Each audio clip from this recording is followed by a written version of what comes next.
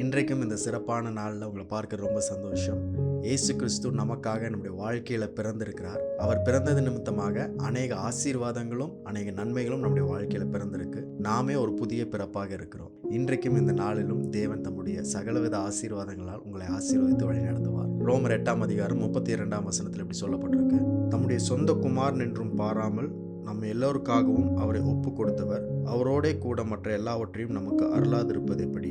மனு குலத்துக்காக தேவன் கொடுத்த மிகப்பெரிய பரிசு தான் கிறிஸ்துமஸ். இயேசு கிறிஸ்துவையே கொடுத்தார், தம்முடைய சொந்த குமாரனையே கொடுத்தார். அதை நம்ம தேவனுடைய அருள் அப்படின்னு சொல்லுவோம், காட்ஸ் பிளெஸிங் அப்படின்னு சொல்லுவோம். அப்போ தேவன் தம்முடைய குமாரனையே அருளினார் அப்படின்னா அவரோடு கூட மற்ற எல்லாவற்றையும் சேர்த்து அருளி இருக்கிறார். எல்லா ஆசீர்வாதங்களையும் அவரோடு கூட நமக்கு கொடுத்திருக்கிறார். அதுதான் கிறிஸ்துமஸ். இயேசு கிறிஸ்துவின் பிறப்பின் மூலமாக நீங்கள் நினைவு கொள்ளக்கூடிய ஒரே ஒரு காரியம் என்னவென்றால், இயேசு கிறிஸ்து உங்கள் வாழ்க்கையில் பிறந்திருக்கிறார் அப்படின்னா அவரோடு கூட மற்ற எல்லா ஆசீர்வாதங்களும் நன்மைகளும் கிருபைகளும் உங்களுடைய எதிர்காலத்திற்கு தேவையான எல்லா காரியங்களும் எல்லாமே அவரோடு கூட உங்கள் வாழ்க்கையில் பிறந்திருக்கிறது. இயேசு கிறிஸ்துவுக்குள் மற்ற எல்லா விதமான ஆசீர்வாதங்களையும் தேவன் அருளி இருக்கிறார். அதுதான் கிறிஸ்துமஸ். அது ஏதோ வருஷத்தில் ஒரு நாள் மட்டும் கிடையாது.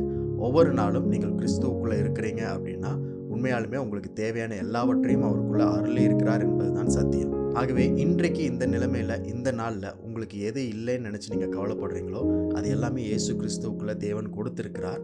அந்த கரெக்டான நேரம் வரும்பொழுது நீங்கள் அதை பார்ப்பீங்க, நீங்கள் அதை அனுபவிப்பீங்க, மகிழ்ச்சி கொள்வீங்க. அதனால் இன்றைக்கு நம்மக்கிட்ட இல்லை அப்படின்னு நினச்சி எதை குறித்தும் கவலைப்பட வேண்டாம். நம்முடைய வாழ்க்கையில் நிறையா காரியங்கள் தேவைப்படுகிறது, நிறையா தேவைகள் இருக்குது அப்படின்னு நம்ம யோசிக்கலாம். பட் எல்லாவற்றையும் தேவன் ஏற்கனவே இயேசு கிறிஸ்துவுக்குள்ளே அருளி இருக்கிறார்.